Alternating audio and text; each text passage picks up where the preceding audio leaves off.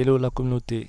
Alors, nous nous retrouvons aujourd'hui pour la 6e vidéo portant sur la numérotation automatique des numéros forestiers.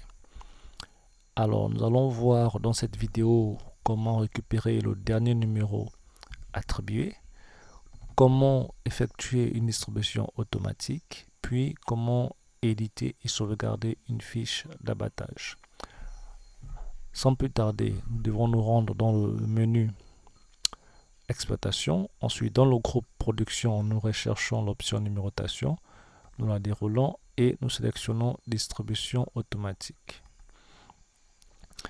La fiche de distribution, la fenêtre de distribution s'affiche, pardon. Dans cette fenêtre, nous avons plein de différents champs. Nous avons également des options. Nous avons une première option de limitation de numéros. Chaque abatteur bénéficie de 20 numéros maximum. Souvenez-vous, dans la vidéo numéro 2 portant sur la création d'une assiette annuelle de coupe, il était possible là-bas de fixer le nombre de numéros à accorder à chaque abatteur par journée d'abattage. C'est une option facultative que vous pouvez paramétrer selon votre besoin. Ensuite, nous avons la possibilité d'effectuer une distribution sans connaître l'abatteur. Il suffira de cocher l'option « Le bénéficiaire n'est pas identifié ». Voilà, et puis nous avons les différents champs.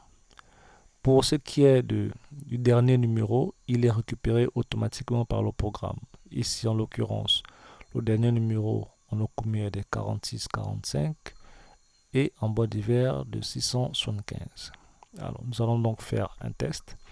Nous allons prendre un abatteur, ou plutôt on va le créer. On va le créer, par exemple, Nzenge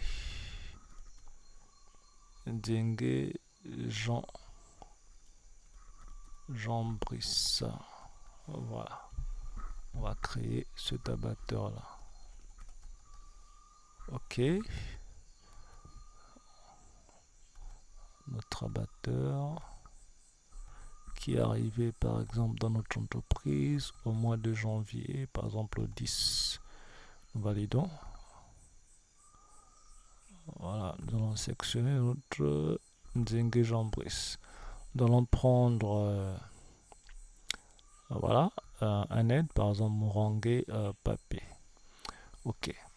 Nous allons sélectionner, nous allons distribuer par exemple 15 numéros en Okome.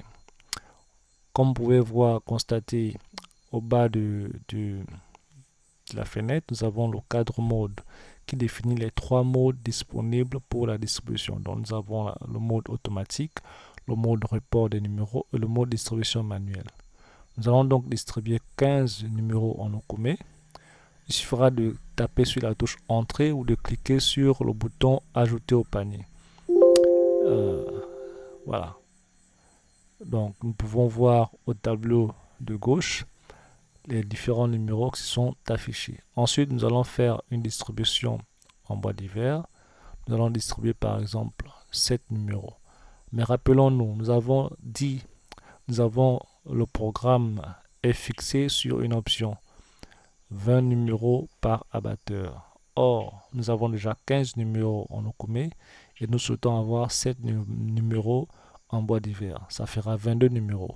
Donc, dans ce cas, le programme va automatiquement éliminer 2 numéros parce que la limitation est fixée à 20 numéros. Donc, si nous cliquons sur la touche Entrée, nous voyons effectivement que le programme a volontairement éliminé 2 numéros par rapport au paramètre qui est défini. Une fois ceci fait, nous pouvons donc enregistrer la distribution en cliquant sur le bouton Enregistrer. Lorsque nous cliquons sur ce bouton, nous avons une demande de confirmation. Nous cliquons sur Attribuer des numéros et nous avons la fiche d'abattage qui s'affiche. Alors, comment est-elle structurée? Nous avons une première colonne, date d'abattage, une deuxième colonne, numéro d'inventaire, qui en réalité recense des différents numéros de plaquettes. Nous avons la colonne série pour les entreprises qui utilisent les séries alphabétiques. Nous avons la colonne essence qui définit les différentes essences. Ici, en ce qui concerne la famille Okome, il s'agira soit de l'Okome, soit de l'Ozigo. En ce qui concerne le bois d'hiver, c'est toutes les autres essences. Puis la colonne observation, en cas d'observation significative. Et pour ce qui est de la colonne report, nous reviendrons dessus dans les toutes prochaines vidéos. Donc, une fois cette fiche s'est affichée, nous pouvons cliquer sur exporter en PDF pour sauvegarder notre fiche. Vous pouvez choisir n'importe quelle destination. Moi, je vais garder la destination bureau et je clique sur enregistrer. Apparemment, je l'avais déjà. Il suffit de dire oui pour la remplacer. Et puis, la fiche pourra enfin se présenter sous forme PDF. Vous pourrez donc distribuer le fichier par tous les canaux disponibles et nécessaires ou imprimer, c'est selon. Voici un peu le contenu de notre 6e vidéo portant sur la distribution automatique de numéros. Merci de votre attention et nous nous retrouvons pour une prochaine vidéo. À très bientôt.